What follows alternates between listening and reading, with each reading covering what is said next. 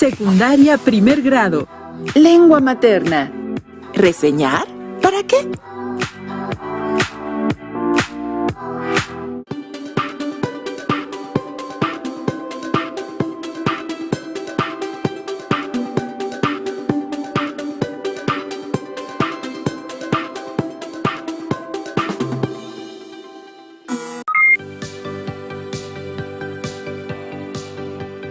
Bienvenidas y bienvenidos a otra sesión de la estrategia Aprende en Casa 2.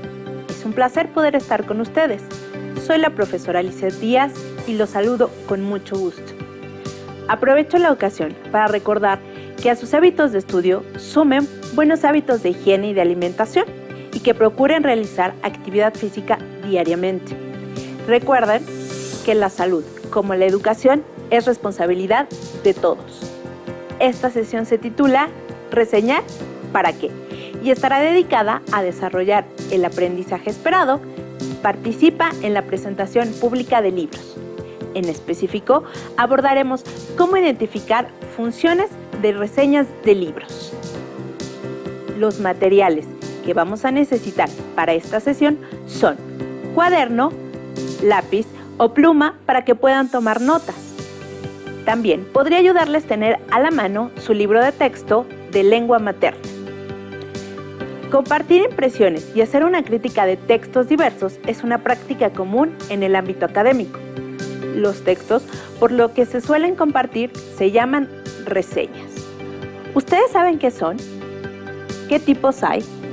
¿Cuál es el tipo de información que presentan?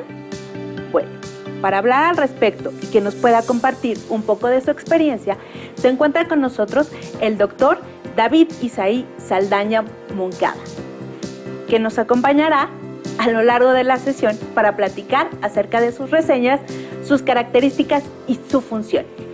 Bienvenido, doctor. Agradezco el recibimiento, maestra Lizeth.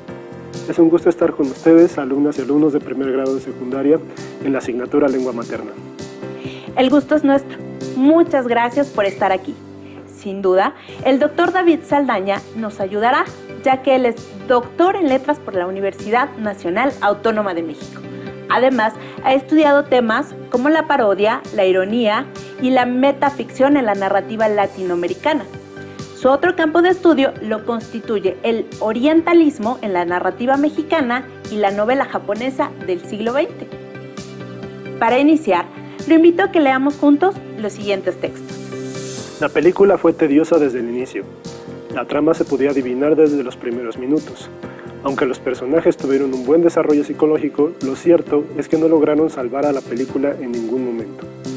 El segundo texto expone: pocos textos en la literatura mexicana de imaginación tienen la belleza y la expresividad de este relato, Aura. El hecho es que Carlos Fuentes, dueño de todos sus recursos, ha dado aliento a una atmósfera de sombras y ecos, donde está manifiesto el tema de la verdadera identidad. Gracias, doctor. Coincidirán conmigo en que ambos textos presentan una valoración crítica de la película y del libro. Para comenzar, ¿nos podría explicar qué es una reseña? Ya que la mayoría de las veces se entiende como una explicación breve de la obra. Sí, una reseña es efectivamente un texto breve, pero no es una explicación simple de una obra. Una explicación implica entender factores ajenos al objetivo de una reseña. Por ejemplo, qué motivó al autor a escribir dicha obra y qué sentidos tiene, por qué se escribe de esa forma, qué pretende lograr con ella, lo cual, sin una base documental amplia y bien fundamentada, nos lleva al ámbito de las opiniones o conjeturas, o en todo caso al del comentario. Una reseña busca dar un panorama crítico de una obra al lector, es decir, no es un resumen, en tanto no solo presenta los puntos importantes, sino que busca presentar un punto de vista crítico y fundamentado sobre el texto en cuestión. Desde ese punto de vista, es importante considerar que una reseña no se escribe desde el desconocimiento del material reseñado, sino al contrario, para escribirla debe haber un bagaje previo sobre el tema, el autor o la forma discursiva que se aspira a reseñar. Esto último es una condición indispensable, pues una reseña, sea cual sea su tipo, debe presentar información objetiva. Claro, no se trata solo de criticar, sino de valorar con bases e información un texto. Desde su experiencia académica, ¿cuál es la función de las reseñas? Las reseñas son muy importantes en el ámbito académico, pues funcionan como guías rápidas para acceder a la información que buscamos. Por ejemplo, en un tema tan amplio como el estudio de la ficción literaria, hay una cantidad casi inabarcable de textos, todos ellos con perspectivas o enfoques de estudio particulares que no podemos leer en su totalidad antes de un trabajo para una asignatura.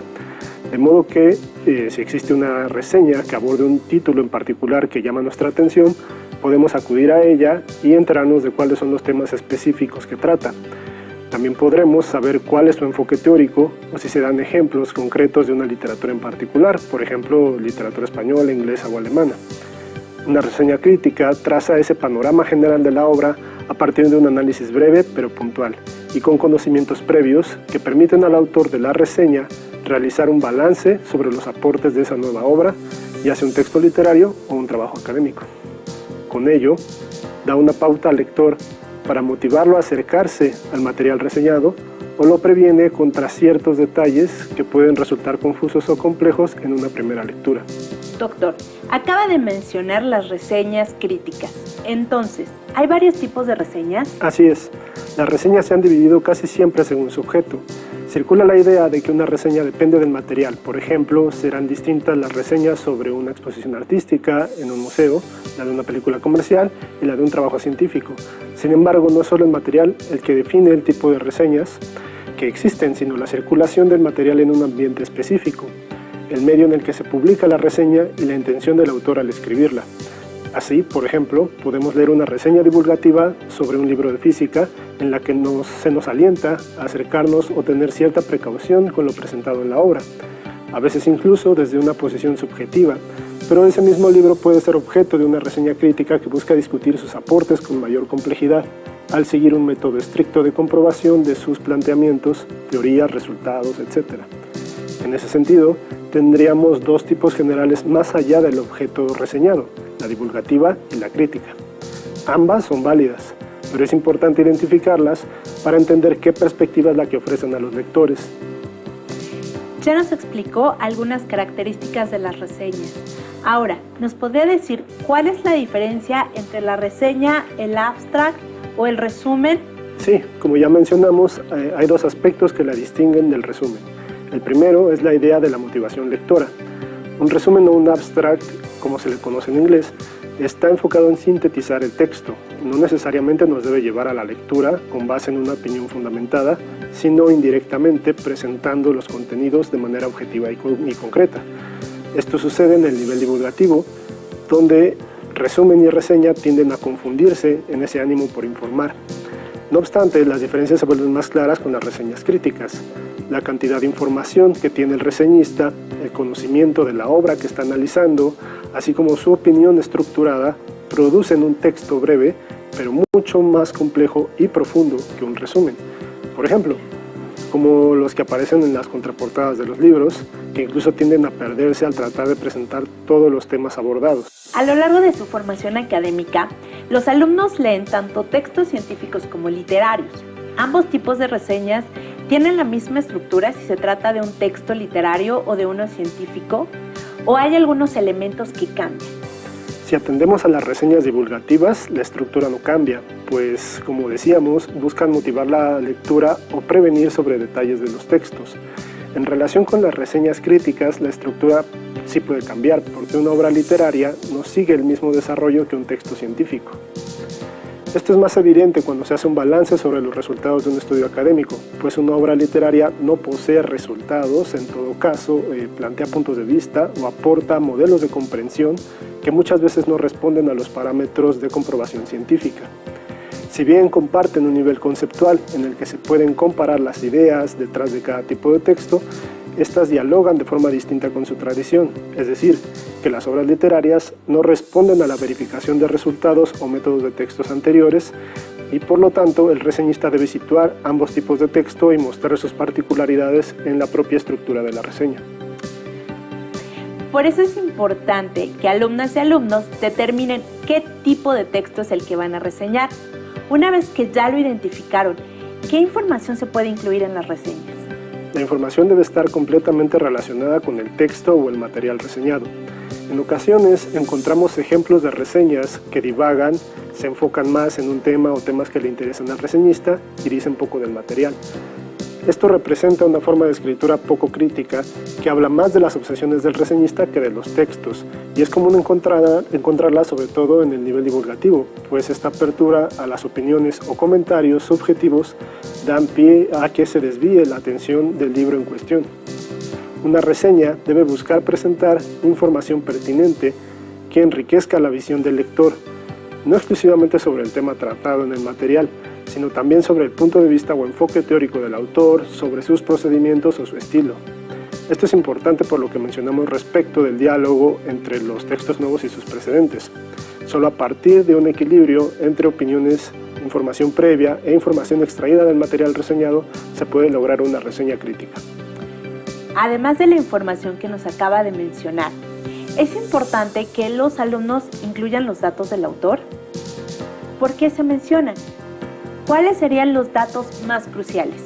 Sí, es muy importante, pues nos ayuda a situar al autor y al propio texto, sobre todo en el caso de reseñas de obras literarias. No se trata, como decíamos, de retomar toda la información vital del autor, lo que sería caer en divagaciones, sino de seleccionar los datos más relevantes en relación con el texto reseñado. Por ejemplo, en el caso de un texto literario, es muy importante saber si hay títulos bien aceptados por la crítica antes del texto actual, en qué tipo de géneros ha incursionado el autor, si hay temas recurrentes en su obra, etc. Con el objetivo de ubicar el texto, es importante mencionar el nombre del autor, su año y lugar de nacimiento, fallecimiento de ser el caso, y un par más de sus obras destacadas o algunas labores paralelas a su ejercicio de escritor. ¿Cuál considera que son las principales dificultades para lograr un balance entre la información tomada del libro y la que proporciona el autor de la reseña? Siempre existe el peligro de recargar el texto con información de uno o de otros de esos elementos, ¿no? En ese sentido, el problema de la redacción de la reseña va de la mano con la importancia de la obra, con las nuevas perspectivas que presenta. En ocasiones encontramos reseñas que tratan un libro de análisis literario, por ejemplo, y son libros de estudiosos renombrados, por lo cual es fácil centrarse en la trayectoria del autor y dejar un poco de lado al libro, y casi por extensión de la obra se asume que es bueno, es excelente.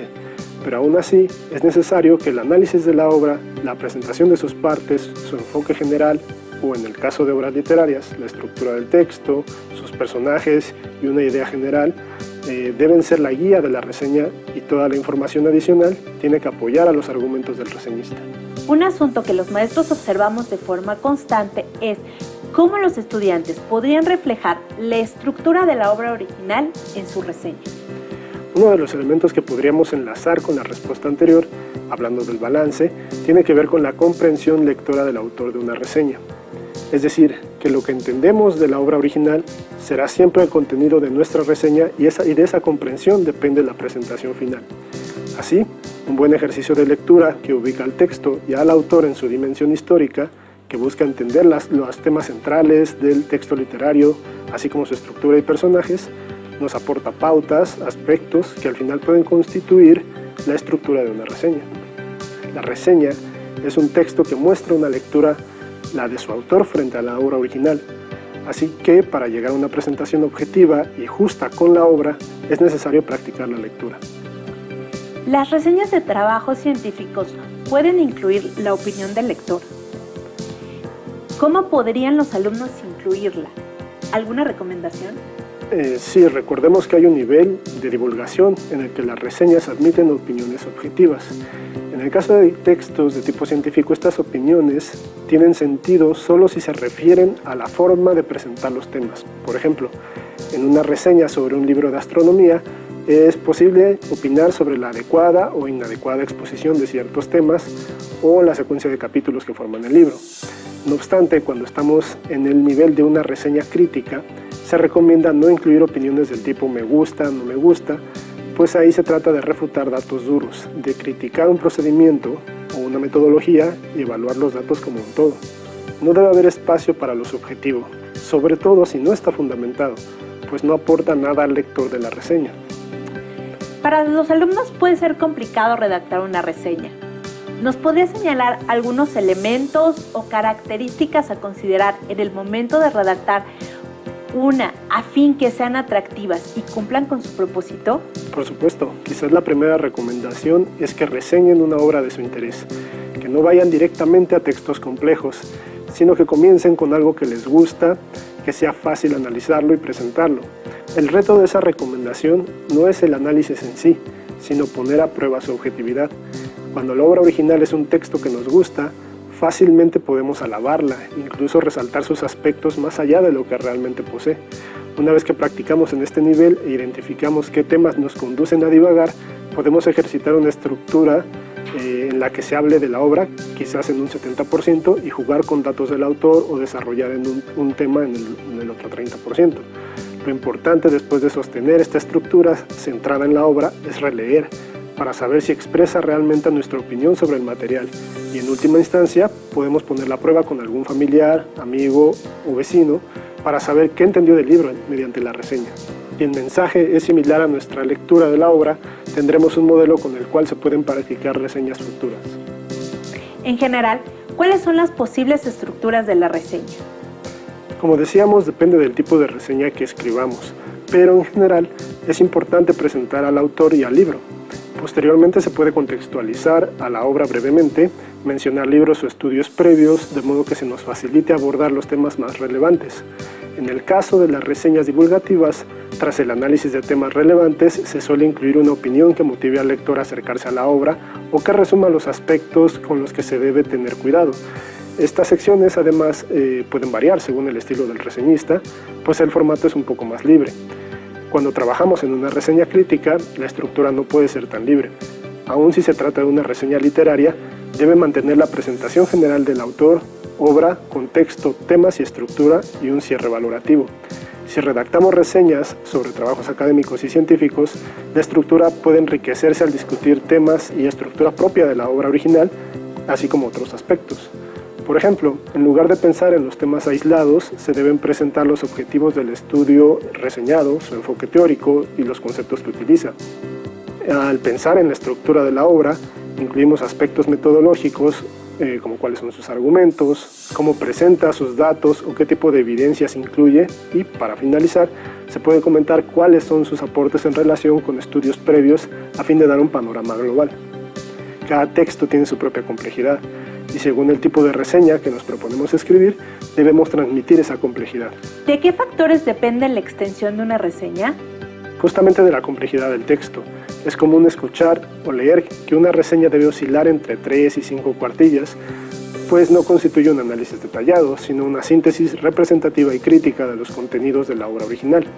Como ya mencionamos, hay niveles de complejidad en la reseña, y en las obras por reseñar, de modo que no es posible plantear una extensión estricta, pero sí es necesario que la reseña se mantenga breve para cumplir con su meta, que es ser un texto informativo eficiente. Una reseña de más de 5 cuartillas no está prohibida, pero esto depende de otros factores, como el espacio en el que será publicada, y de modo que hay que ajustarse a ciertos criterios de edición y buscar que la estructura de la reseña muestre una claridad propia de la visión de la obra. Ahora te propongo a ti y a las y los alumnos un reto. Leamos los siguientes textos para reconocer cuál es un resumen y cuál es una reseña. Maestra, ¿me ayuda con los textos, por favor? Claro que sí. El primero dice: el texto escrito por el pensador ilustrado Rousseau, el discurso sobre las ciencias y las artes, explica que la modernidad surgió de la caída de Constantinopla, puesto que propició la salida de un gran número de manuscritos y textos antiguos de la ciudad hacia la Europa occidental. El segundo texto indica Jean-Jacques Rousseau, en su ensayo Discurso sobre las ciencias y las artes de 1750, presentó la base de su pensamiento filosófico y social. Rousseau analizó la sociedad ilustrada del siglo XVIII y cómo ésta se contrapone al estado natural del ser humano. Para él, la sociedad está viciada desde que el hombre antepone la cultura a las virtudes. Un discurso lleno de reflexión que le dio el sobrenombre de anti-ilustrado. Para mí, el primer texto muestra muchas ideas principales sin valorarlas, por lo que me parece que es un resumen. Así es, el primer texto presenta las principales ideas de la obra original, pero no ofrece información adicional. El segundo texto presenta el año de publicación y tiene una breve descripción del texto. Además, el autor presenta su opinión o valoración del texto. Por lo tanto, considero que es una reseña. La respuesta es correcta. En el texto 2 se presentan los datos del libro, un breve análisis sobre el tema y la opinión del autor. ¿Cómo les fue en casa con sus respuestas? Para ampliar la información, les sugiero que consulten en su libro de texto de lengua materna El aprendizaje esperado, participa en la presentación pública de libros. Ubiquen la sección dedicada a identificar funciones de reseñas de libros y realicen las actividades que ahí encuentren. Finalmente, ¿cuál considera usted que es la importancia de leer y escribir reseñas? Tras esta exposición, podemos percibir que las reseñas cumplen con una función muy relevante como guías para los lectores especializados y los no especializados, que abordan todo tipo de materiales, desde películas, exposiciones, libros y series de televisión, hasta obras que pueden ser consideradas como grandes muestras de literatura en todo tipo de lenguas y trabajos serios y bien fundamentados de ámbitos científicos como las neurociencias, topología o incluso física cuántica. Los reseñistas realizan una labor valiosa al comprometer su lectura y punto de vista en una valoración del trabajo de sus colegas, de modo que es importante considerar la seriedad de estos textos incluso como modelos de práctica de escritura ética. En un nivel más sencillo, las reseñas son herramientas muy útiles para conocer más sobre todo tipo de libros y temas. Quizás no podemos leerlos todos, pero al menos sabremos que existen ciertas obras y que se abordan temas nuevos, y podemos dimensionar la cantidad de información que se produce no solo en nuestro país, sino a nivel mundial. En última instancia, podemos formar poco a poco nuestra opinión y conocimiento sobre temas que nos interesan y así evitar caer en el comentario fácil y sin fundamento. Perfecto, ya tienen, alumnas y alumnos, consejos de un experto. El tiempo se nos pasó volando, es momento de despedirnos. Le agradezco, doctor David, por su tiempo. Fue un placer haber conversado con usted. Al contrario, estuve muy a gusto conversando con ustedes. Me despido de las alumnas y alumnos. Muchas gracias. Listo, terminamos, pero aún nos queda mucho por explorar y descubrir. Así que nos vemos pronto aquí en Aprende en Casa 2. Hasta la próxima. Si tienes dudas o necesitas ayuda, llama al Centro de Apoyo Pedagógico a Distancia. El número de teléfono para secundaria es el 55 36 01 71 23. Si requieres consultar los libros de texto en versión digital, recuerda que los puedes encontrar en la página conalitech.cep.gov.mx. Y recuerda que también cuentas con el sitio aprendeencasa.cep.gov.mx, en donde podrás ver nuevamente los videos de los programas y además encontrarás actividades para fortalecer tus aprendizajes. También te invitamos a que consultes las plataformas nuevaescuelamexicana.cep.gov.mx y tripulantes.cep.gov.mx.